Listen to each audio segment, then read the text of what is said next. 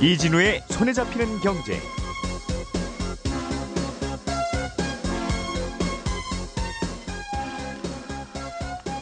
안녕하십니까, 이진우입니다. 통계에 따르면 사망자의 90%는 병원 침대 위에서 사망을 한답니다. 당연하죠. 그 다음이 자택 침실이고요. 그런데 이런 통계를 바탕으로 세상에서 병원 침대와 자택의 침실은 제일 위험한 장소다라는 결론을 내리고 대책 마련을 촉구하면 이건 좀 어딘가 넌센스 같죠. 그런데 이런 넌센스가 우리가 매일 접하는 경제 뉴스들에는 자주 또 등장을 합니다. 그리고 우리는 대부분 그런 뉴스가 넌센스에 지나지 않는다는 걸 모르고 대단히 심각하게 받아들이거나 그런 결과를 가져온 것으로 추측되는 정부나 또는 어떤 다른 대상에 대해서 비난의 화살을 돌리기도 하죠. 예를 들어서 매년 2월이나 3월쯤에 고용률 통계가 발표되면 3개월째 고용률이 악화되고 있다는 식의 제목을 단 경제 뉴스들이 늘 쏟아집니다. 그런데 이런 현상은 뭔가 고용 상황에 구조적 문제가 생겨서가 아니라 그냥 계절의 문제입니다.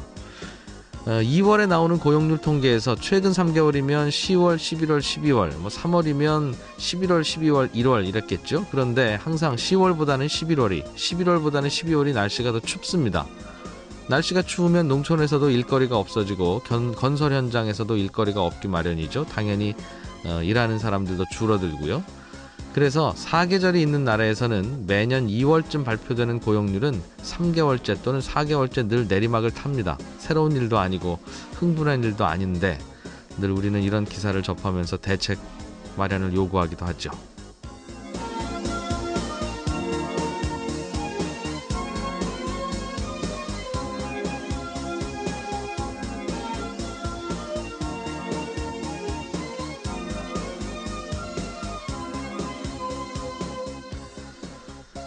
네, 일요일입니다. 오늘은 지난주에 이어서 브라질 경제가 요즘 어떤 고민을 안고 있는지 브라질 현지에 직접 다녀오신 전문가 한 분 모시고 얘기 들어보겠고요. 평창 동계올림픽이 끝났는데 올림픽이 열린 동안 발생한 수익금은 누가 어떻게 분배해서 나눠 갔는지 또 그 구조에 대해서 스포노믹스 시간에 알아보겠습니다. 경제 상식도 잡고 상품도 잡을 수 있는 손에 잡히는 퀴즈 오늘도 준비하고 있습니다. 3월 4일 손에 잡히는 경제 광고 듣고 오겠습니다.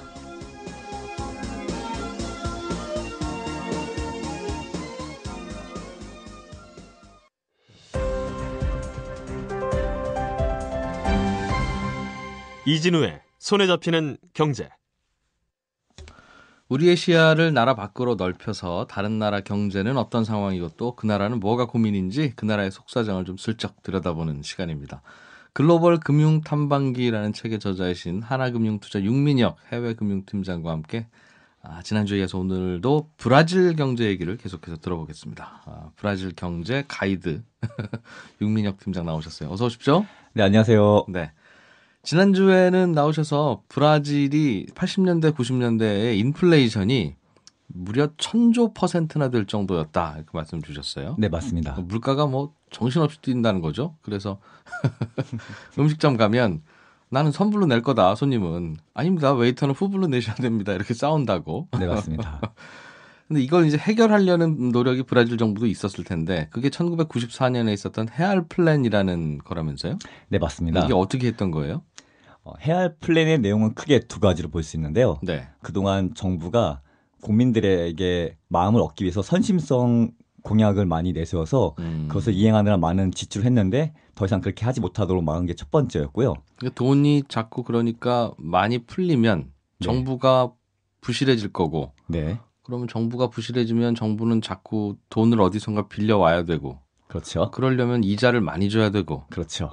이제 그런 악순환이 벌어졌던 것인데 그걸 막으려고 했다는 거예요? 그렇죠. 그리고 또 그렇게 돈을 쓰기 위해서는 돈을 많이 찍어내서 썼기 때문에 인플레이션이 높아졌던 부분이 있었고요. 예. 두 번째가 그 헤아라 가치의 고평가인데요. 이것이 바로 헤알 플랜의 핵심적인 내용입니다. 그러니까 헤알화가 자꾸 가치가 떨어지니까 문제다. 그렇죠. 그러니까 헤알화 가치가 떨어지면 수입하려면 돈을 많이 줘야 될 거고 그렇죠. 그럼 수입 물가가 자꾸 올라갈 테니 이게 핵심이라고 보고 맞습니다. 정확하게 말씀하셨습니다. 헤알화의 가치를 좀 높이고 싶다. 네네네. 근데 높이고 싶으면 어떻게 해야 되죠? 참 생각해 보면 그 나라의 자기 나라 돈 가치를 높이려면 뭘 좀 어떻게 해야 되나요? 브라질 정부가 어떻게 했냐면은 새로운 화폐인 헤알을 발행을 한 겁니다. 그러니까 지금 쓰고 있는 헤알이 네. 1994년도에 만든 화폐인 것이죠. 그 네. 전에는 다른 화폐였거든요. 아, 화폐 개혁 같은 걸 한 거예요? 그렇죠. 화폐 개혁해서 새롭게 해알 화폐를 만든 다음에 이 해알 화폐는 되게 좋은 화폐고 예전과 달라. 그래서 1해알은 1달러야 라고 네. 이렇게 환율을 고정을 시켜 놓은 것이었죠. 그럼 그 어딜 가도 언제든지 정부가 1해알 갖고 오면 1달러 바꿔줄게. 그렇죠. 무조건. 그렇죠. 그럼 당장 그러면 사람들이 그 당시만 해도 달러가 더 좋은 돈이고 그렇죠. 해알화는 정부가 맘대로 찍어내는 돈이니까 그렇죠. 야, 그럼 해알화로 월급 받으면 당연히 100해알 받으면 100달러를 빨리 바꾸러 가자. 그렇죠. 은행으로 몰려갔을 것 같은데요? 맞습니다. 그렇기 때문에 예. 정부 역시 굉장히 고심을 했는데요. 그래서 어떻게 이것을 유지시켰냐면은 네. 금리를 무려 65%까지 대폭 올립니다. 연 65%가 예금이자라고요? 기준금리로서 중앙은행이 세상에. 은행한테 빌려주는 금리가 65%였습니다. 그러면 예금이자는 한 70% 주는 은행들이 훨씬 많았겠네요. 많죠. 그렇죠. 그렇기 때문에 전 세계에 있는 사람들이 다 브라질에 예금하기 위해서 몰려들었는데요. 네. 브라질을 헤아라 예금을 들기 위해서는 헤아라를 사야 되잖아요. 그렇겠죠. 해알화만 그러니까 받아주니까. 그렇죠. 헤아라를 사야 되니까 계속 헤아라 가치가 높아지면서 이 환율을 유지시킬 수 있었던 것이었죠. 브라질 국민들이야 야, 해알화 못 믿겠는데라고 해서 자꾸 달러화를 바꾸러 가지만 네. 외환시장에 가보니까 야 이자를 저렇게 많이 주는 해알화에 난 이자 예금할래라고 전 세계에서 달러를 들고 들어오니 네. 오히려 달러가 넘쳐서 생각해보니까 우리가 외환위기 때 IMF 때 네. 그때도 우리나라가 이자율이 많이 높았잖아요. 그렇죠. 많이 봤죠. IMF가 그렇게 높이라고 시켰다면서요. 그렇죠. 그 이유가 그 당시에 우리나라 원화가 가치가 자꾸 떨어지고 환율이 달러당 뭐 2,000원 막 이렇게 육박하려고 하니까 그렇죠. 비슷한 정책을 썼던 거군요. 그게. 맞아요. 이자율을 높이면 너네 나라 돈 가치가 높아질 것이다. 그렇죠. 그래서 덕분에 네. 수입 말씀하신 대로 수입품의 물가가 많이 떨어졌던 것이죠. 왜냐면 헤아라의 가치가 높아졌기 가치가 때문에. 높아지니까 1해알만 주면 그 해외에서 수입하는 물건 살 수 있으니 얼마나 그렇죠. 싸겠어요. 네. 덕분에 이제 물가가 빠르게 안정이 되었고요. 예. 근데 반대 급부도 있어가지고 이거 수출하는 기업은 헤아라가 너무 높아져가지고 가치가 수출은 수출이 뭐 어려웠겠네요. 굉장히 어려워진 그런 반대 급부도 있었습니다. 어쨌든 그러니까 물가가 좀 잡혔어요. 그러니까 인플레 좀 잡아보려고 네네. 그렇게 시도한 건데 그래서 어땠습니까? 인플레가 빠르게 놀랍게도 아주 빠르게 잡혀가지고 네. 이 헤알 플랜을 실시한 재무장관이 그 다음에 있는 대통령 선거에 네. 당선까지 됩니다. 그렇군요. 한 가지 걱정은 네. 그러니까 이런 걸 쓰면 이제 외국인들이 계속 달러를 들고 브라질 돈으로 밖으로 들어올 거 아니겠습니까? 그렇죠. 높은 이자 받으러. 네네. 그러나 브라질 국민들 입장에서는 그래도 헤알화보다는 달러화가 좋은 돈이니 언제 또 이렇게 이 정책이 망가질지 모른다. 네. 그러니 달러화로 쟁여놓자 그런 수요가 있지 않았을까요? 그래서 자꾸 은행 가서 1해알 줄 테니 1달러 주세요 해서 집에는 달러를 자꾸 쟁여놓고 맞아요. 그러다 보면 외환 보유액이라고 하는 게 정부가 과연 충분할까? 외국인이 달러를 싸들고 오는 속도가 조금이라도 떨어지면 부족할 텐데. 맞습니다. 정확하게 말씀해 주셨고요. 그래서 이렇게 기준금리 65%라는 엄청난 금리로 계속 유지시킬 수는 없잖아요. 네. 어차피 이건 계속 될 수가 없는 정책이었기 때문에 견디지 못하고 1998년도에 외환 위기를 맞아서 다시 IMF에게 구제금을 받는 그런 시대가 그러다가 됩니다. 달러 떨어져서. 네네. 그래 사실 이게 이런다고 다 되면 모든 나라가 다 인플레 걱정 안 하죠. 그렇죠. 이런 정책을 쓰려면 정부 정책에 대한 신뢰가 일단 깔려 있어야 되고 그렇죠. 아니면 국민들을 강제적으로 잘 통제를 할 수 있든가 그렇죠. 외환 보유액이 넉넉하든가. 그렇죠. 그래서 94년에 이런 정책 폈다가 98년에 그 당시에 구제금융 받았어요. IMF로부터. 그렇죠. 94년도에 헤알 플랜을 해서 성공을 했지만 네. 4년 후에 결국에 성과가 좋지 않게 되죠. IMF 동창생이네요. 우리나라하고. 우리나라하고 비슷한 시기네요. 우리 때문에도 영향 받았어요. 저희가 먼저 되고 그 다음에 이제 그렇지. 이제 그러면 우리나라나 브라질이나 그 당시에는 이머징 마켓이라고 봤을 테니까 그렇죠. 코리아, 아시아, 필리핀, 말레이시아 흔들리면 브라질도 어렵겠다 싶어서 그치. 탈출을 했겠군요. 그렇죠. 알겠어요. 뭐 이제 보면 그럼 한 20년 전쯤 얘기를 대략 해주신 건데 네네. 지금은 어떻습니까? 지금은 브라질 인플레이션 물가 상승률이 어느 정도예요? 지금은 다행히도 인플레이션율이 많이 낮아서 약 3%밖에 되지 않습니다. 매우 낮죠. 예. 하지만 브라질의 금융권은 이렇게 인플레이션율이 낮음에도 불구하고 계속해서 예전과 같은 그 영업 형태를 계속 하고 있는데요. 예를 들어서 리볼빙 카드라는 것이 있습니다. 신용카드? 네, 신용카드. 그래서 예를 들어서 100만큼 제가 돈을 쓴 다음에 10만 갚으면은 나머지 90에 대해서는 결제를 제가 미룰 수 있는 뭐 그런 카드가 이제 리볼빙 카드인데 어차피 현금 서비스 받아서 메우실 거잖아요. 우리가 그냥 넣어드릴게요. 네, 네, 뭐 그런 셈이죠. 예. 이자가 높은 그런 카드인데 예. 왜냐면 제가 이번 달에 90만큼 덜 갚았는데 다음 달 또 90 덜 갚고 그 다음 달도 덜 갚으면은 네. 엄청나게 쌓이고 그 쌓인 금액에 대해서 카드사가 고금리를 매기기 때문에 네. 사용하지 않으시기를 권해드리는데 다시 이야기에 돌아가서 브라질의 리볼빙 카드를 썼을 때 금리는 200%입니다. 연 200%가 이자율이에요? 그것도 원래 480%였는데 비싸다고 사람들이 뭐라고 하니까 그래 좀 깎아줄게 해서 깎은 게 200%의 금리를 요구하고 있는 것이죠.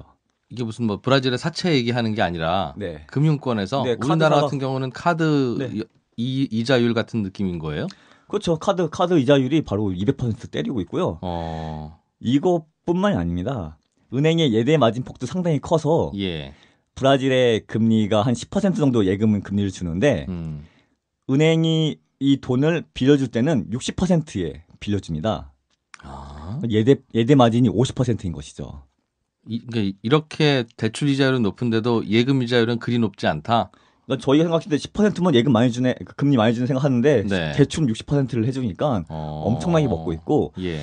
지금은 저금리 기조에서 좀 이런 것이 좀 덜하긴 하지만은 예전에 봤을 때 전 세계적으로 은행권은 3대 6대 3이라는 법칙이 있습니다. 3대 6대 3? 네. 뭐가 3이고 뭐가 6이에요? 예금자한테 주는 금리가 3%인 것이고 예. 은행이 대출해주는 이자가 6%. 대략 그 정도다. 네. 전 세계 평균 내보면. 네. 그리고 그럼에 따라서 은행이 얻는 수익이 3%만큼 먹는 것이 네. 3대 6대 3이라는 그러한 이제 전통적인 은행의 수익 그 구조였는데 네. 브라질의 은행들은 10대, 60대, 50을 먹고 있는 아주 그냥 확실하게 먹고 있는 아주 그런 상태여서 제가 이제 다음 주에 예. 다음번에 이제 브라질 채권에 대해서 말씀을 드릴 텐데 이러한 브라질의 은행들 이런 네. 은행들의 채권도 매수를 고려해 보시면 나쁘지 않습니다. 그럼 그럼 브라질 가서 예를 들면 돈놀이를 한다. 네. 쉽게 말하면 네. 사채업도 좋고 네네. 뭐 은행 할 수 있으면 하면 좋고 어쨌든 네. 돈 빌려주는 일을 하는 사람은 네, 이자를 이렇게 많이 받으면 금방 부자 되겠네요. 그렇죠. 그럴 수 있어요. 그러니까 절반이 안 갚기만 아니면 2명 빌려갔는데 1명이 안 갚네. 그렇죠. 이런 것만 아니면 음, 그 뭐 50% 이자 받는데 어떻게 손해를 보겠어요? 맞아요. 굉장히 그래서 브라질의 그 증시에 원래는 가장 많은 부분 차지하는 섹터가 예. 원자재, 에너지 뭐 이런 것들이 가장 큰 회사였는데 네. 지금은 금융권이 더 크게 돈 많이 번다. 네, 많이 벌고 있고 시총도 많이 차지하고 있습니다.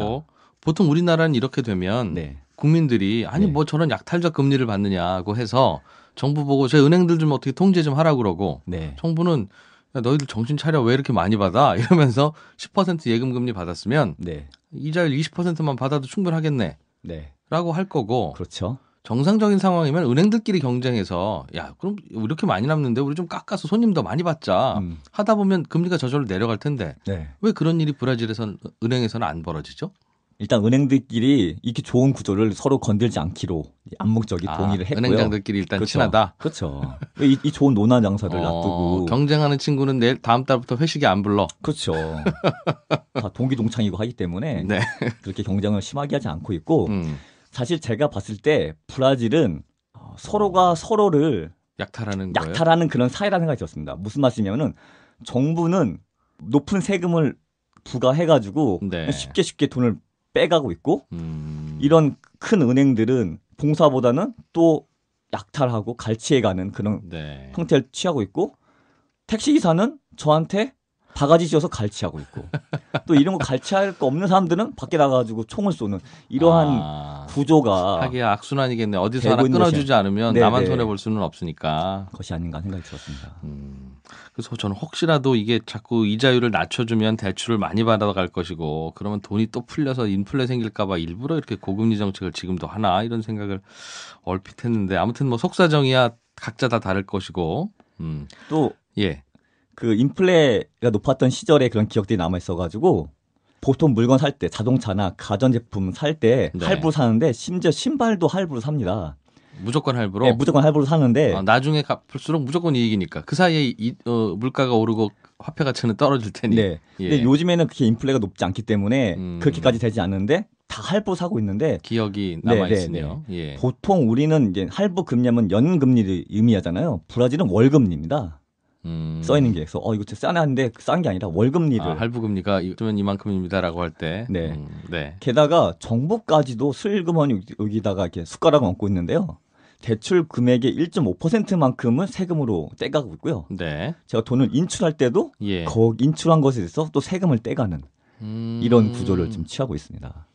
정부가 이런저런 간접세를 걷어야 하니 그럴 수도 있고 괜찮은 아이디어 같기도 한데요. 그 부분은 아니 우리 정부도 주택담보대출 많이 받으라고 많이 받지 말라고 하지 말고 그래서 은행들 보고 해주지 마라 뭐 LTV를 50% 낮춰라 그러는데 네.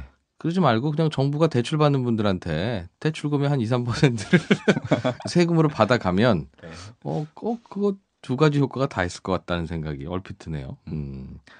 육 팀장께서는 늘 어딘가에 가면 딱 하나 그 나라의 경제 지표 중에 제일 중요한 거 보시는 게 뭡니까 여쭤봤더니 지난번에 그 나라에서 그 나라 국민들이 달러로 은행에 예금하면 달러 이자 얼마나 주는지 그게 제일 나는 관심 있더라 이렇게 말씀 주셨어요. 네, 맞습니다. 그게 그 나라의 외환 수급 상황을 간접적으로 나타내는 거라서 그렇다면서요? 그렇죠. 달러 금리가 높다는 것은 그만큼 달러를 구하기 힘들기 때문에 그 나라 문제 있는 나라라는 그렇죠. 거고. 브라질은 어때요? 달러 예금 금리가? 브라질 은행은 달러를 받지 않습니다. 엥? 그럼 외화 예금이라는 게 없어요? 네, 없습니다. 아 왜요? 달러가 안 그래도 귀한 나라가 예금 받으면 좋지? 저도 그렇게 생각을 했는데요. 네. 중앙은행이 그 1998년도에 IMF에게 구제금융 받았던 기억이 아직도 남아 있어가지고 네. 외화 통제를 아주 되게 심하게 하고 있어서 아예 달러 예금 받지 못하게 하고 있고 이거 비슷한 사례로 지난번에 말씀드렸던 베트남도 동일한데요. 네. 베트남도 국민들이 달러를 좋아하는데 달러의 예금에 금리를 주면은 더 좋아할 거다. 더 좋아할 것 같아서 금리를 다 0% 만들어 놨던. 탄압하기 위해서 그렇죠. 갖고 있으면 어차피 책상 서랍에 넣어놓을 수밖에 없어. 네. 뭐 이런 그렇게 만들어 놔서 달러 예금 많이 받지 않았습니다. 그래서 없다 아예. 알겠어요. 그러면 예를 들면 달러가 필요한 사람들은 환전도 안 받겠습니다. 네, 환전도 그래서 환전소에 가서 환전을 해야 하는 아주 약간 독특한 그런 상황인데요. 은행 가서는 환전을 안 해준다. 환전 안 해줬습니다.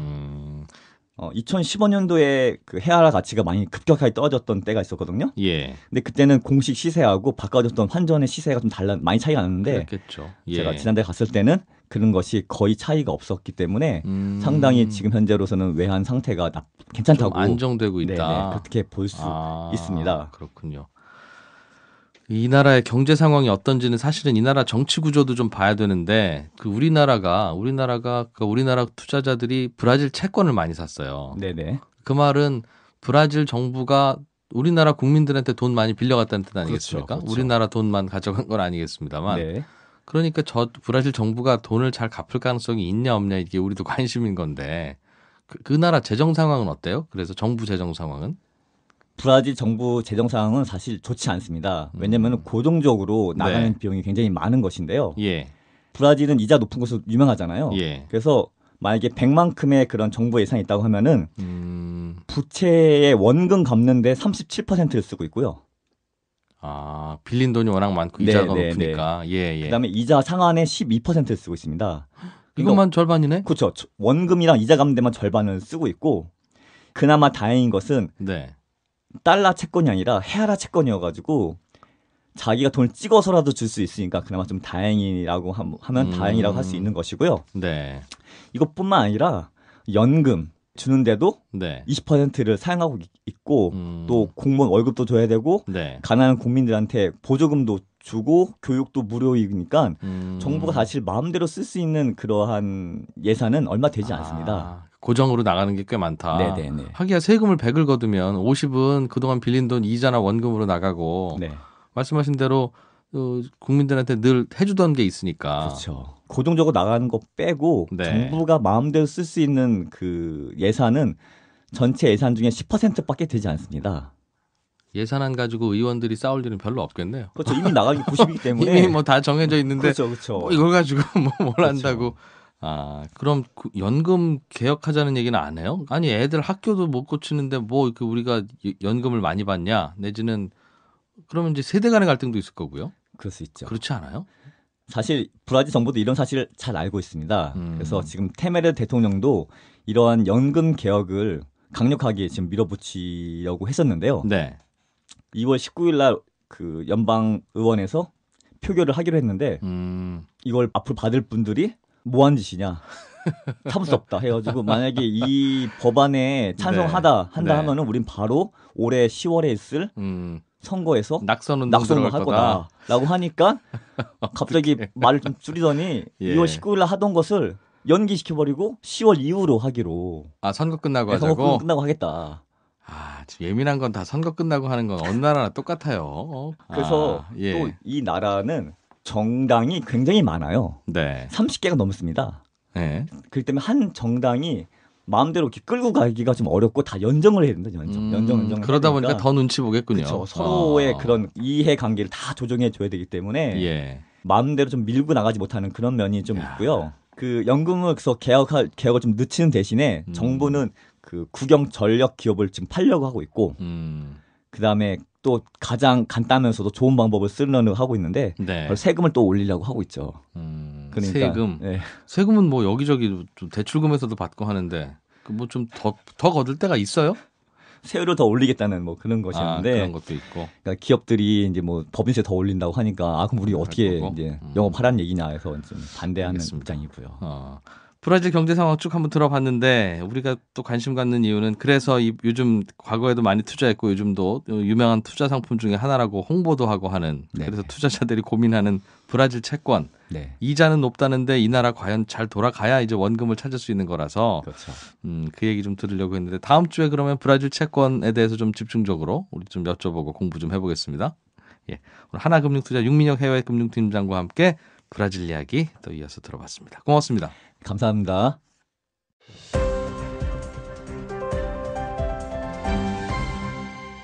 경제를 생각하는 사람들의 즐거운 습관. 이진우의 손에 잡히는 경제.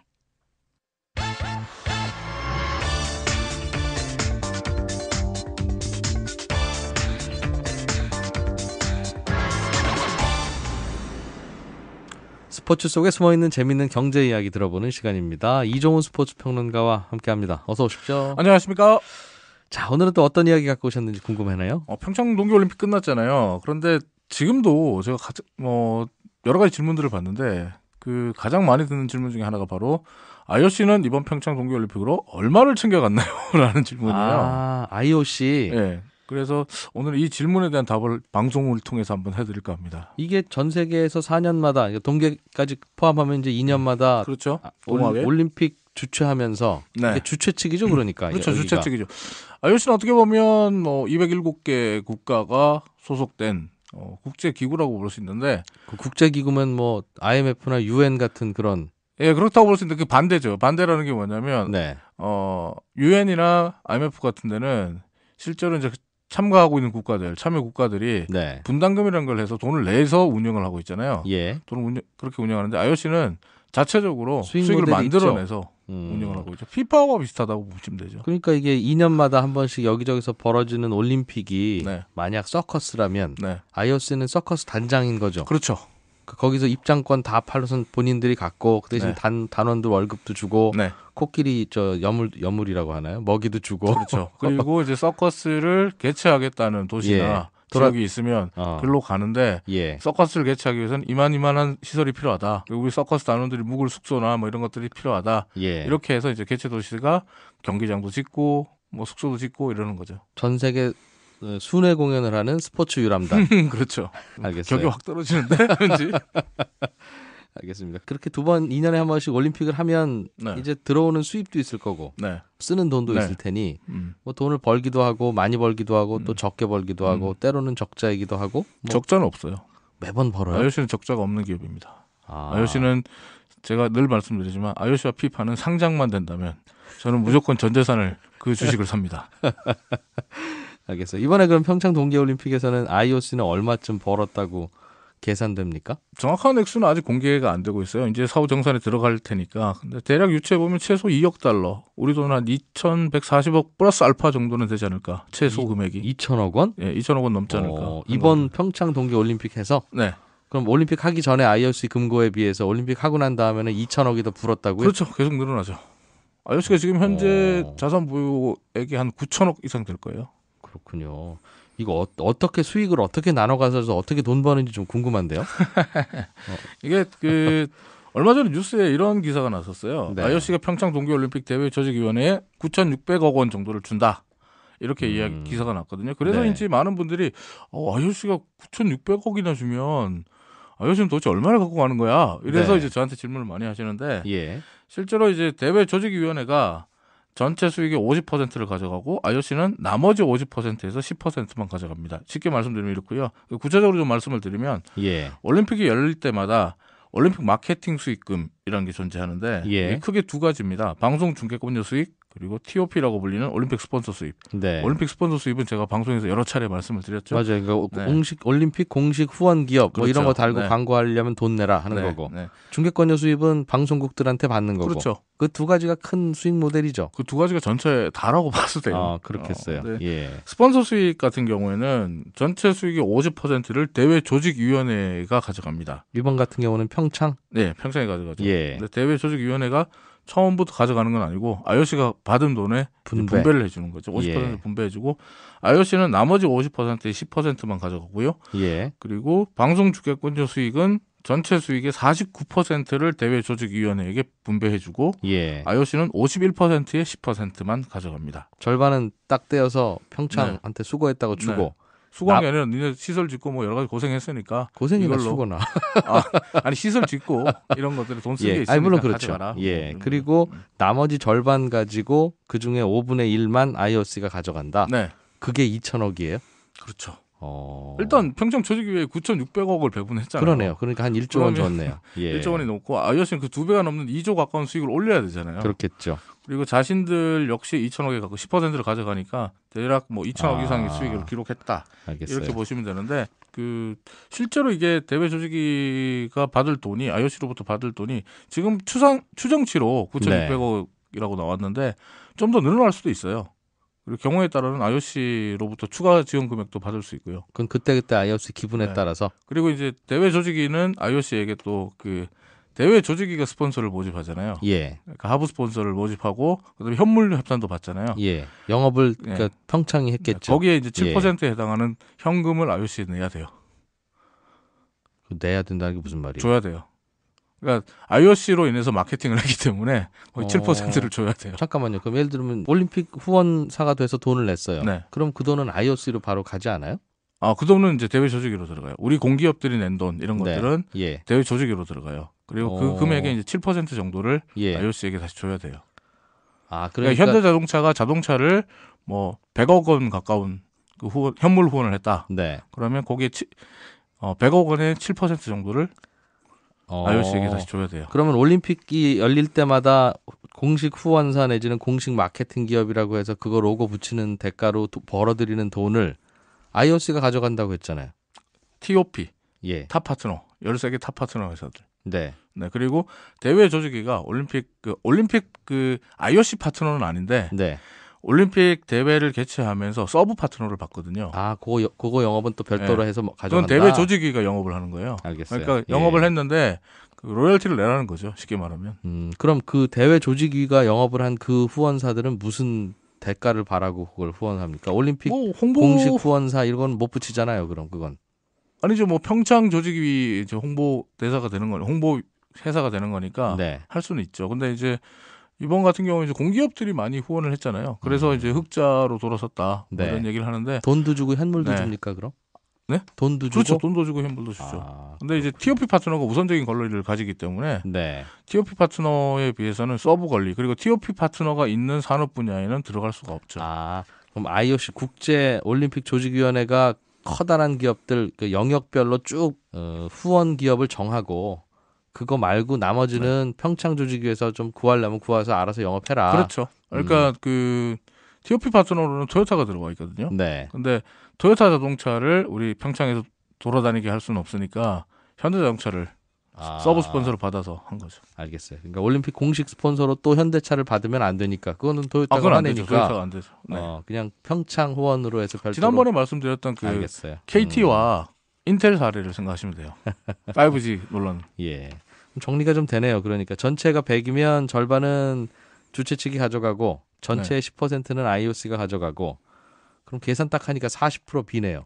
40%는 누가 가져갑니까, 그럼? 40% 이제 나머지 수익은 한국올림픽위원회 같은 NOC, 각국의 NOC라고 해서 각국 올림픽위원회가 가져가고 그리고 국제빙상연맹 같은 뭐 국제 경기 연맹들이 가져갑니다. 아, 그러니까 이거는 IOC 산하에 있는 각국의 올림픽 위원회들, 자기 회원들한테 나눠주는 거네요. 그러면 IOC 입장에서 보면 그렇죠. 네. 왜냐하면 이 나라에서 선수단을 파견해줘야 그렇겠죠. 올림픽이 되는 거잖아요. 선수들 비행기 값도 나라에서 냈을 테니 돌려주는 거군요. 그러니까. 그리고 이제 그 국제 경기대 연맹에게 이제 돈을 나눠주는 이유는 우리가 이제 경기를 보면 국제 심판들, 대회 운영 인력들 이런 스태프들이 오잖아요. 예. 스태프들을 그 경기 연맹에서 파견을 해요. 아, 그렇겠군요. IOC에서 파견을 하는 게 아니라 그러면 거기에 들어가는 비용을 정산해 준다라는 거고 그리고 또 IOC 입장에서는 이렇게 나눠주는 게 올림픽 무브먼트, 올림픽 운동이다. 그러니까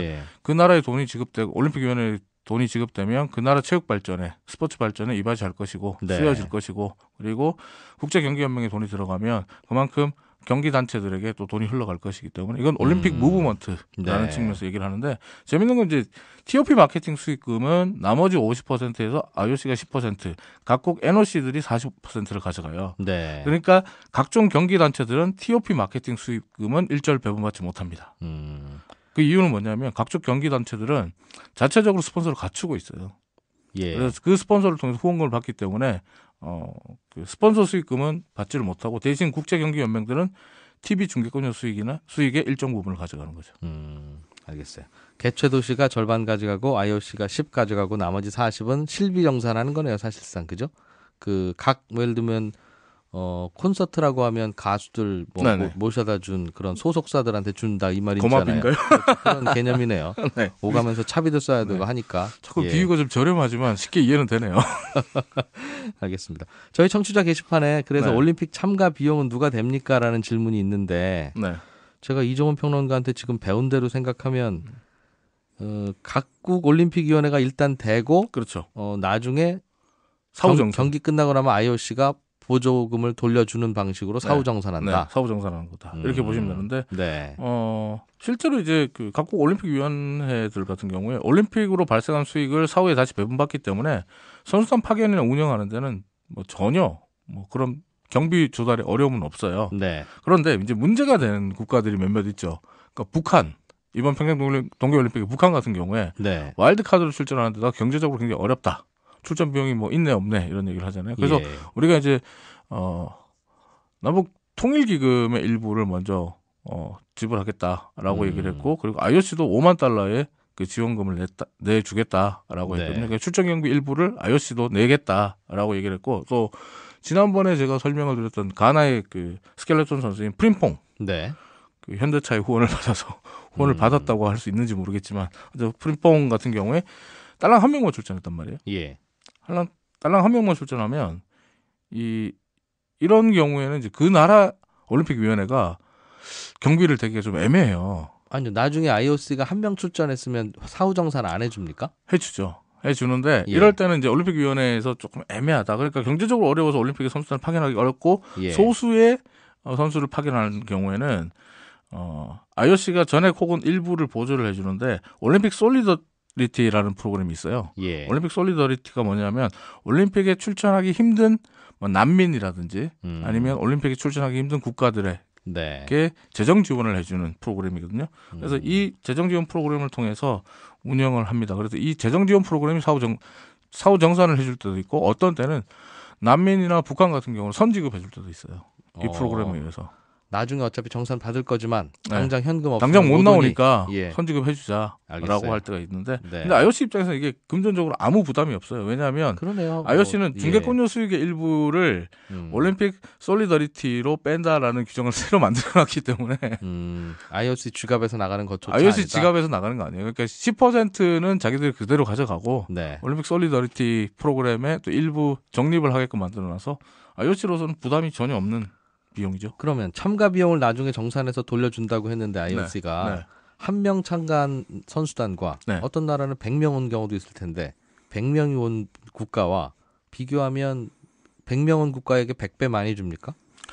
선수단 규모는 아무런 상관이 없습니다. 아, 그래요? 원래 이거는 IOC 같은 경우에 개별 NOC들과 올림픽위원회들, 각국의 올림픽위원회들과 네. 각각의 분배 프로그램 협약을 맺고 있어요. 일종의 지분 계약을 맺고 있는데 지분이 다 달라요. 아, 이건 올림픽에 대한 지분이 다 달라요. 그러니까 그 중계권료 수익과 타 파트너 그 마케팅 수익금의 네. 지분이 다 다릅니다. 가져가는 지분이. 지분이라 하면 회사로 치면 역시 지분인데 네. 주식 몇 주 갖고 있느냐는 것 네. 같은데 네. 그거는 그럼 IOC 이 올림픽에 얼마나 참가했느냐와도 무관하게 평소 지분대로 가져간다는 그렇죠. 평소 거네요. 지분대로 가져가는 거예요. 아, 그래서 그러니까 미국은 1명을 출전시키나 네. 1000명을 출전시키나 가져가는 돈은 똑같아요. 최대 주주가 어디예요? 미국이죠. 아, IOC의 최대 주주가 미국이다.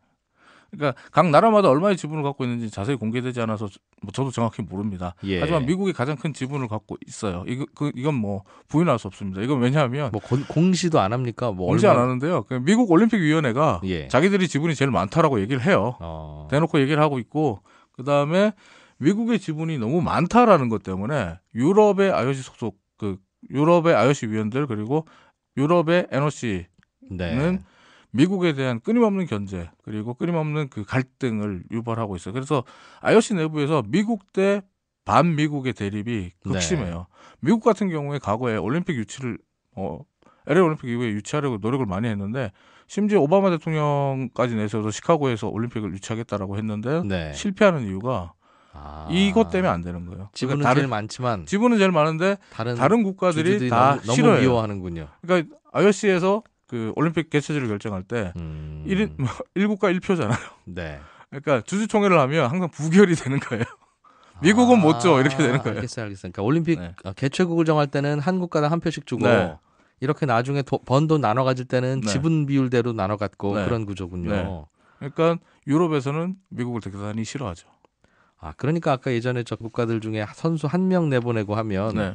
그거 나중에 IOC가 사후정산 할 텐데 그래도 돈 없으면 저라도 대출을 해줄까 비싼 금리로 이런 고민을 잠깐 했었는데 그 정도도 지분 비율대로 받아도 못 받는 경우도 있겠네요. 그러니까 알 수가 없네요. 그러니까. NOC들 같은 경우에는 네. 개발 아주 후진국에 네. 경제적으로 뭐 당장 먹고 살기도 힘든 국가들 같은 경우는 그 NOC가 주력하는 게 하계 올림픽이지 이건 네. 같은 동계 올림픽은 아니거든요. 그러니까 동계 올림픽의 예산은 거의 없다고 봐야죠. 알겠습니다. 근데 미국이 왜 제일 많이 갖게 됐어요? IOC는 올림픽 위원회면 언제부터 그렇게 많이 갖게 됐습니까? 미국의 주장을 그대로 옮기면 올림픽은 미국 때문에 돌아가는 축제예요. 왜요? 때문에 미국은 지금도 지분이 작다라고 주장을 해요. 피터 위버러스 미국 올림픽위원회 위원장 지금 퇴임했는데 네. 2008년 퇴임자의 멘트를 그대로 옮기면요. 올림픽 대회 비용을 누가 대는지를 잊지 말아라. 미국 기업들이 전체 비용의 60%를 내고 있고 다른 네. 나라들은 모두 합쳐서 40%만 내고 있다는 걸 명심해라. 미국이 전체의 60%를 내고 나머지 국가들은 40%밖에 부담하지 않는다. 따라서 미국이 가져가야 될 몫은 지금보다 더 커야 한다. 야, 그건 좀 글쎄요. 아니 그러면 평창 올림픽에 네. 강원도민들보단 네. 서울 경기도에 사는 주민들이 더 많이 가서 보지 않았냐. 그러니까 수익금은 서울 경기도에서 더 많이 가져가야 한다고 서울시장 경기도지사가 주장하는 거하고 비슷하게 들리는데. 약간 그럴 수 있는데 미국은 단순해요. 단순한 논리가 뭐냐면 그 중계권료를 누가 가장 많이 내냐. 미국 방송국들이 낸다. 미국 MBC가 가장 많이 내고 있고 지금 현재로서도 그러니까 다른 나라 중계권료 다 합쳐도 네. 뭐 MBC가 혼자 내는 거에 택도 안 되니까요. 비교도 안 되니까. 그런 이유는 미국 국민들이 그 시간에 TV 많이 보고 결국은 미국 국민들의 소비 수준이 높으니 광고주들도 네. 거기에 붙고 더 요약하면 미국이 세계에서 제일 잘 사는 나라 아니냐 이 말이네요. 그렇죠. 그리고 또 미국 같은 경우에 네. 글로벌 파트너들이 왜 IOC 올림픽 프로그램에 파트너로 들어오겠냐. 북미 시장, 정확히는 미국 시장을 겨냥해서 들어오는 거 아니냐. 그래서 라고 이야기를 하는 거죠. 그래서 정확하지는 않지만 과거에 미국의 이제 올림픽위원회 USOC가 그 가져갔던 지분이 얼마냐면 미국 지역 TV 방영권료 지분의 12.75%, 네. 그리고 글로벌 스폰서십 지분의 20%를 가져갔어요. 그러니까 이거는 20%를 가져가면 IOC보다 많이 가져가는 거예요. 그때는 왜 가져갔다고 TV 그랬죠? 중계권료도 네. 그러니까 미국 지역에 한해서지만 미국 지역의 중계권료가 거의 90%를 차지하기 때문에 12.75를 가져가도 예. 거의 뭐 IOC보다 많이 가져갑니다. 실제로 3억 달러 정도 갖고 왔어요. 우리 돈은 3,200억 정도를 미국이 혼자 가져갔어요. 언제? 지금까지 누적으로요? 그러니까 누적이 아니고요. 한 번 대회를 하면. 한 번 대회 할 때마다? 네. 이번에 평창이 한 열심히 그거 하고 나서 한 2천억 가져갔고. 아니, 평창은 2천억이 아니죠. 9천억, 9,600억. 예. 그리고 IOC가 2천억 정도로 가져가는 거죠. 아, 그렇죠, 네. 그렇죠. 예. 근데 미국이 IOC보다 더 많이 가져가는 거예요. 그러니까 이제 불만이 생기는 거죠. 알겠어요. 아까 1조 원 벌면 전체 중에 한 10%만 IOC가 1,000억 정도 가져가고 5천억 정도는 개최국 주고 4천억 정도를 나머지에서 쪼개 갖는다고 했는데 그 중에서 미국이 가져간 게 꼭 이번 건 아니겠지만 한 3억 달러만 수천억을 가져간다는 거고. 3천억 이상을 가져가는데 근데 이제 미국이 과거에는 그 2012년 전후에서는 미국이 더 달라 그랬어요. 그러니까 우리가 미국 지역 내 TV 중계권료의 지분을 20% 정도를 받아야 된다. 네. 그리고 글로벌 스폰서 지분, 마케팅 지분도 거의 한 25% 정도는 받아야 된다. 이렇게 주장을 했거든요. 근데 이렇게 하면 미국이 다 가져가는 거잖아요, 거의. 그러네요. 그러니까 다른 유럽 국가에서는 미국이 정말 미울 수밖에 없죠. 우리는 뭐야? 들러리야? 이렇게 되는 건데. 이제 그래서 이제 지난 2012년에 미국과 IOC가 새로운 협약을 맺어요. 근데 이 협약이 이제 2020년에 발효가 됩니다. 네. 2020년에 발효될 예정인데 이 협약의 이제 구체적인 내용은 공개가 되고 있지 않지만 일단 IOC 총회에서 만장일치로 승인을 했고 그리고 또 미국이 오늘 2028년 LA 올림픽 유치에 성공한 걸로 봐서는 미국의 지분이 상당 부분 감소되는 양보한 것 같다. 네, 협약이었다라고 봐지고요. 그리고 미국 올림픽위원회 같은 경우에 그 유럽 지역과 다른 나라 IOC 위원들을 겨냥해서 생각을 해서 우리가 갖고 있는 돈의 한 1,000억 정도를 IOC에 내겠다. 네. 이런 얘기도 한 바가 있는데 그게 이제 올림픽 유치에 도움이 됐어요. 그리고 최근에 지금 IOC에서 확인되진 않았는데 IOC가 또 그러면 우리가 또 LA 올림픽 개최 준비를 위해서 돈을 내겠다. 미리 선지급하겠다라고 얘기를 하고 있거든요. 네. 그러니까 사실 선지급할 거면 평창에다 선지급을 해줘야지. 미국 같은 나라에. 어쨌든 IOC 내부에서도 이런 파워 게임이 있고요. 네. 수익금과 지분을 갖고 가는 구조도 이런 파워 게임에 의해서 결정이 됩니다. 그러네. 우리는 열심히 경기장 짓고 돈 거기다 막 쏟아붓고 나서 겨우 절반 가져가고 뭐 IOC는 그냥 여기 있는 선수들 모아서 그 개최한다는 이유로 그냥 한 10% 가져가고 나머지는 참가한다는 이유로 나눠 갖고. 네. 제일 남는 장사는 IOC가 하는 거고요. 네. 그리고 참가해서 돈을 가장 많이 수익을 올리는 데는 미국이라고 보시면 되죠. 지분이 많으니까 항상 참가 비용보다 더 많이 받아갈 거고. 참가 비용은 껌값이죠, 껌값. 이정훈 스포츠 평론가였습니다. 고맙습니다. 감사합니다. 네, 오늘 퀴즈는 2018년부터 올해부터 새롭게 연방준비제도 이사회 의장을 맡게 된 사람의 이름 맞춰달라는 거였는데요. 정답은 3번 제롬 파월이었습니다. 달러의 영향력이 워낙 막강하다 보니까 이 연준을 대표하는 의장을 흔히 세계의 경제 대통령이라고도 부릅니다. 제롬 파월 전 연준 이사가 세계 경제를 움직이는 미국 연준 의장이 되면서 앞으로 우리가 더 자주 이 사람 이름 듣게 될 가능성도 높아 보입니다. 손에 잡히는 경제 일요일 순서는 여기까지고요. 남은 휴일 편안하게 잘 보내시고 월요일 오전 11시 10분에 뵙겠습니다. 이진우였습니다. 들어주신 여러분 고맙습니다.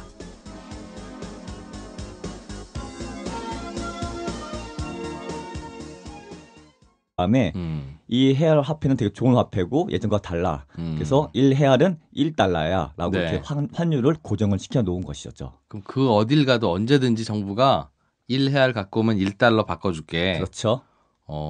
무조건. 그렇죠. 그럼 당장 그러면 사람들이 그 당시만 해도 달러가 더 좋은 돈이고 그렇죠. 헤알화는 정부가 맘대로 찍어내는 돈이니까 그렇죠. 그럼 헤알화로 월급 받으면 당연히 100헤알 받으면 100달러로 빨리 바꾸러 가자. 그렇죠. 은행으로 몰려갔을 것 같은데요. 맞습니다. 그렇기 때문에 정부 역시 굉장히 고심을 했는데요. 그래서 어떻게 이것을 유지시켰냐면은 금리를 무려 65%까지 대폭 올립니다. 연 65%가 예금이자라고요? 기준금리로서 중앙은행이 세상에. 은행한테 빌려주는 금리가 65%였습니다. 그러면 예금이자는 한 70% 주는 은행들이 훨씬 많았겠네요. 많죠. 그렇죠. 그렇기 때문에 전 세계에 있는 사람들이 다 브라질에 예금하기 위해서 몰려들었는데요. 네. 브라질을 헤아라 예금을 들기 위해서는 헤아라를 사야 되잖아요. 그렇겠죠. 헤아라만 그러니까, 받아주니까. 그렇죠. 헤아라를 사야 되니까 계속 헤아라 가치가 높아지면서 이 환율을 유지시킬 수 있었던 것이었죠. 브라질 국민들이야 야, 헤아라 못 믿겠는데라고 해서 자꾸 달러화를 바꾸러 가지만 네. 외환시장에 가보니까 야 이자를 저렇게 많이 주는 헤알화에 난 이자 예금할래라고 전 세계에서 달러를 들고 들어오니 네. 오히려 달러가 넘쳐서 생각해보니까 우리가 외환위기 때 IMF 때 네. 그때도 우리나라가 이자율이 많이 높았잖아요. 그렇죠. 많이 높았죠. IMF가 그렇게 높이라고 시켰다면서요. 그렇죠. 그 이유가 그 당시에 우리나라 원화가 가치가 자꾸 떨어지고 환율이 달러당 뭐 2,000원 막 이렇게 육박하려고 하니까 그렇죠. 비슷한 정책을 썼던 거군요. 그게. 맞아요. 이자율을 높이면 너네 나라 돈 가치가 높아질 것이다. 그렇죠. 그래서 덕분에 네. 수입 말씀하신 대로 수입품의 물가가 많이 떨어졌던 것이죠. 왜냐하면 헤알의 가치가 높아졌기 때문에. 높아지니까 1헤알만 주면 그 해외에서 수입하는 물건 살 수 있으니 얼마나 그렇죠. 싸겠어요. 네. 덕분에 이제 물가가 빠르게 안정이 되었고요. 예. 반대 급부도 있어가지고 이거 수출하는 기업은 헤아라가 너무 높아져가지고 가치가 수출은 수출이 뭐 어려웠겠네요. 굉장히 어려워진 그런 반대 급부도 있었습니다. 어쨌든 그러니까 물가가 좀 잡혔어요. 그러니까 인플레 좀 잡아보려고 네네. 그렇게 시도한 건데 어땠습니까? 인플레가 빠르게 놀랍게도 아주 빠르게 잡혀가지고 네. 이 헤알 플랜을 실시한 재무장관이 그 다음에 있는 대통령 선거에 네. 당선까지 됩니다. 그렇군요. 한 가지 걱정은 네. 그러니까 이런 걸 쓰면 이제 외국인들이 계속 달러를 들고 브라질 돈으로 다시 이야기에 돌아가서 브라질의 리볼빙 카드를 썼을 때 금리는 200%입니다. 연 200%가 이자율이에요? 그것도 원래 480%였는데 비싸다고 사람들이 뭐라고 하니까 그래 좀 깎아줄게 해서 깎은 게 200%의 금리를 요구하고 있는 것이죠. 이게 무슨 뭐 브라질의 사채 얘기하는 게 아니라 네. 금융권에서 네, 우리나라 같은 경우는 카드 네. 이자율 같은 느낌인 거예요? 그렇죠. 카드 이자율이 바로 200% 때리고 있고요. 이것뿐만이 아닙니다. 은행의 예대 마진 폭도 상당히 커서 예. 브라질의 금리가 한 10% 정도 예금 금리를 주는데 은행이 이 돈을 빌려줄 때는 60%에 빌려줍니다. 예대 마진이 50%인 것이죠. 그러니까 이렇게 대출 이자율은 높은데도 예금 이자율은 그리 높지 않다. 그러니까 저희가 생각했을 때 10%면 예금 많이 주네, 금리 많이 주는 생각하는데 네. 대출은 60%를 해주니까 엄청나게 먹고 있고 예. 지금은 저금리 기조에서 좀 이런 것이 좀 덜하긴 하지만은 예전에 봤을 때 전 세계적으로 은행권은 3대 6대 3이라는 법칙이 있습니다. 3대 6대 3? 네. 뭐가 3이고 뭐가 6이에요? 예금자한테 주는 금리가 3%인 것이고 예.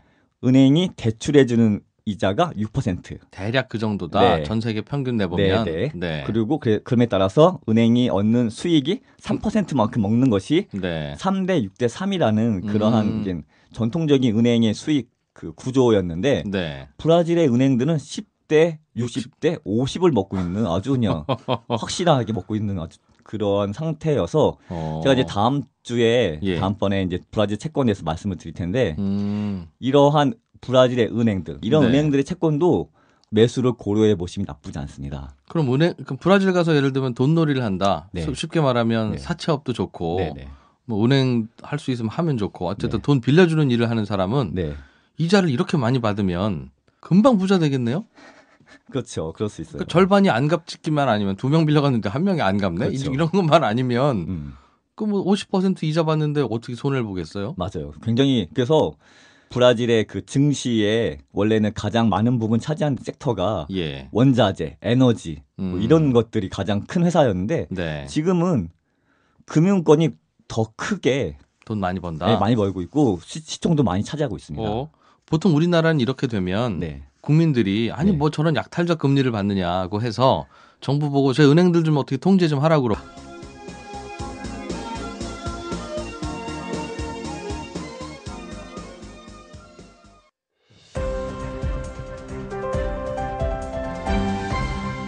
이진우의 손에 잡히는 경제.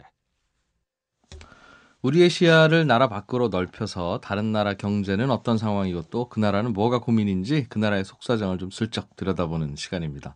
글로벌 금융 탐방기라는 책의 저자이신 하나금융투자 윤민혁 해외금융팀장과 함께 지난주에 이어서 오늘도 브라질 경제 얘기를 계속해서 들어보겠습니다. 브라질 경제 가이드 윤민혁 팀장 나오셨어요. 어서 오십시오. 네, 안녕하세요. 네. 지난주에는 나오셔서 브라질이 80년대, 90년대에 인플레이션이 무려 1000조%나 될 정도였다. 이렇게 말씀 주셨어요. 네, 맞습니다. 물가가 뭐 정신없이 뛴다는 거죠. 그래서 음식점 가면 나는 선불로 낼 거다. 손님은 아닙니다. 웨이터는 후불로 내셔야 됩니다. 이렇게 싸운다고. 네, 맞습니다. 근데 이걸 이제 해결하려는 노력이 브라질 정부도 있었을 텐데 그게 1994년에 있었던 헤알 플랜이라는 거라면서요? 네, 맞습니다. 이게 어떻게 했던 거예요? 헤알 플랜의 내용은 크게 두 가지로 볼 수 있는데요. 네. 그동안 정부가 국민들에게 마음을 얻기 위해서 선심성 공약을 많이 내세워서 그것을 이행하느라 많은 지출을 했는데 더 이상 그렇게 하지 못하도록 막은 게 첫 번째였고요. 그러니까 돈이 자꾸 그러니까 많이 풀리면 정부가 부실해질 거고 네. 그러면 정부가 부실해지면 정부는 자꾸 돈을 어디선가 빌려와야 되고 그렇죠. 그러려면 이자를 많이 줘야 되고 그렇죠. 이제 그런 악순환이 벌어졌던 것인데 그걸 막으려고 했다는 거예요? 그렇죠. 그리고 또 그렇게 돈을 쓰기 위해서는 돈을 많이 찍어내서 썼기 때문에 인플레이션이 높아졌던 부분이 있었고요. 예. 두 번째가 그 헤아라 가치의 고평가인데요. 이것이 바로 헤알 플랜의 핵심적인 내용입니다. 그러니까 헤알화가 자꾸 가치가 떨어지니까 문제다. 그렇죠. 그러니까 헤알화 가치가 떨어지면 수입하려면 돈을 많이 줘야 될 거고 그렇죠. 그럼 수입 물가가 자꾸 올라갈 테니 이게 핵심이라고 보고 맞습니다. 정확하게 말씀하셨습니다. 헤알화의 가치를 좀 높이고 싶다. 네네네. 근데 높이고 싶으면 어떻게 해야 되죠? 참 생각해 보면 그 나라의 자기 나라 돈 가치를 높이려면 뭘 좀 어떻게 해야 되나요? 브라질 정부가 어떻게 했냐면은 새로운 화폐인 헤알을 발행을 한 겁니다. 그러니까 지금 쓰고 있는 헤알이 1994년도에 만든 화폐인 것이죠. 그 전에 다른 화폐였거든요. 아, 화폐 개혁 같은 걸 한 거예요? 그렇죠. 화폐 개혁해서 새롭게 헤알 화폐를 만든 다 밖으로 들어올 거 아니겠습니까? 그렇죠. 높은 이자 받으러. 네네. 그러나 브라질 국민들 입장에서는 그래도 헤알화보다는 달러화가 좋은 돈이니 언제 또 이렇게 이 정책이 망가질지 모른다. 네. 그러니 달러화로 쟁여놓자 그런 수요가 있지 않았을까요? 그래서 자꾸 은행 가서 1헤알 줄 테니 1달러 주세요 해서 집에는 달러를 자꾸 쟁여놓고 맞아요. 그러다 보면 외환 보유액이라고 하는 게 정부가 과연 충분할까? 외국인이 달러를 싸들고 오는 속도가 조금이라도 떨어지면 부족할 텐데. 맞습니다. 정확하게 말씀해 주셨고요. 그래서 이렇게 기준금리 65%라는 엄청난 금리로 계속 유지시킬 수는 없잖아요. 네. 어차피 이건 계속 될 수가 없는 정책이었기 때문에 견디지 못하고 1998년도에 외환 위기를 맞아서 다시 IMF에게 구제금을 받는 그런 시기가 그러다가 됩니다. 달러 떨어져서. 네네. 그래 사실 이게 이런다고 다 되면 모든 나라가 다 인플레 걱정 안 하죠. 그렇죠. 이런 정책을 쓰려면 정부 정책에 대한 신뢰가 일단 깔려 있어야 되고, 그렇죠. 아니면 국민들을 강제적으로 잘 통제를 할 수 있든가, 그렇죠. 외환 보유액이 넉넉하든가. 그렇죠. 그래서 94년에 이런 정책 폈다가 98년에 그 당시에 구제금융 받았어요 IMF로부터. 그렇죠. 94년도에 헤알 플랜을 해서 성공을 했지만 4년 후에 결국에 성과가 좋지 않게 되죠. IMF 동창생이네요, 우리나라하고. 우리나라하고 비슷한 시기네요. 우리 때문에도 영향 받았어요. 저희가 먼저 되고 그 다음에 이제. 그렇지. 이제 그러면 우리나라나 브라질이나 그 당시에는 이머징 마켓이라고 봤을 테니까. 그렇죠. 코리아, 아시아, 필리핀, 말레이시아 흔들리면 브라질도 어렵겠다 싶어서 탈출을 했겠군요. 그렇죠. 알겠어요. 이제 보면 그럼 한 20년 전쯤 얘기를 대략 해주신 건데. 네네. 지금은 어떻습니까? 지금은 브라질 인플레이션 물가 상승률이 어느 정도예요? 지금은 다행히도 인플레이션율이 많이 낮아서 약 3%밖에 되지 않습니다. 매우 낮죠. 예. 하지만 브라질의 금융권은 이렇게 인플레이션율이 낮음에도 불구하고 계속해서 예전과 같은 그 영업 형태를 계속 하고 있는데요. 예를 들어서 리볼빙 카드라는 것이 있습니다. 신용카드? 네, 신용카드. 그래서 예를 들어서 100만큼 제가 돈을 쓴 다음에 10만 갚으면은 나머지 90에 대해서는 결제를 제가 미룰 수 있는 뭐 그런 카드가 이제 리볼빙 카드인데. 어차피 현금 서비스 받아서 메우실 거잖아요. 우리가 그냥 넣어드릴게요. 네, 뭐 그런 셈이죠. 예. 이자가 높은 그런 카드인데. 예. 왜냐면 제가 이번 달에 90만큼 덜 갚았는데 다음 달 또 90 덜 갚고 그 다음 달도 덜 갚으면은 엄청나게 쌓이고 그 쌓인 금액에 대해서 카드사가 고금리를 매기기 때문에 사용하지 않으시기를 권해드리는데.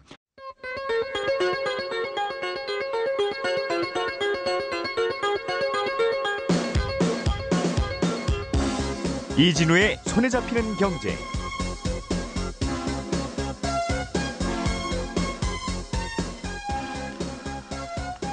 안녕하십니까, 이진우입니다. 통계에 따르면 사망자의 90%는 병원 침대 위에서 사망을 한답니다. 당연하지요? 그 다음이 자택 침실이고요. 그런데 이런 통계를 바탕으로 세상에서 병원 침대와 자택의 침실은 제일 위험한 장소다라는 결론을 내리고 대책 마련을 촉구하면 이건 좀 어딘가 넌센스 같죠? 그런데 이런 넌센스가 우리가 매일 접하는 경제 뉴스들에는 자주 또 등장을 합니다. 그리고 우리는 대부분 그런 뉴스가 넌센스에 지나지 않는다는 걸 모르고 대단히 심각하게 받아들이거나 그런 결과를 가져온 것으로 추측되는 정부나 또는 어떤 다른 대상에 대해서 비난의 화살을 돌리기도 하지요. 예를 들어서 매년 2월이나 3월쯤에 고용률 통계가 발표되면 3개월째 고용률이 악화되고 있다는 식의 제목을 단 경제 뉴스들이 늘 쏟아집니다. 그런데 이런 현상은 뭔가 고용 상황에 구조적 문제가 생겨서가 아니라 그냥 계절의 문제입니다. 2월에 나오는 고용률 통계에서 최근 3개월이면 10월, 11월, 12월, 3월이면 11월, 12월, 1월 이랬겠죠. 그런데 항상 10월보다는 11월이, 11월보다는 12월이 날씨가 더 춥습니다. 날씨가 추우면 농촌에서도 일거리가 없어지고 건설 현장에서도 일거리가 없기 마련이죠. 당연히 일하는 사람들도 줄어들고요. 그래서 사계절이 있는 나라에서는 매년 2월쯤 발표되는 고용률은 3개월째 또는 4개월째 늘 내리막을 탑니다. 새로운 일도 아니고 흥분한 일도 아닌데 늘 우리는 이런 기사를 접하면서 대책 마련을 요구하기도 하죠.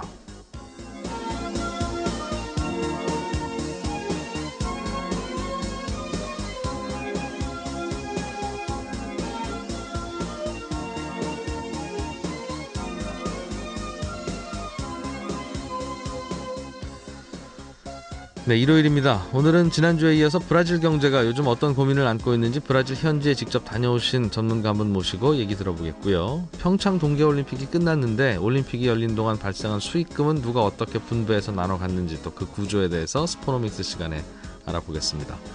경제 상식도 잡고 상품도 잡을 수 있는 손에 잡히는 퀴즈 오늘도 준비하고 있습니다. 3월 4일 손에 잡히는 경제 광고 듣고 오겠습니다.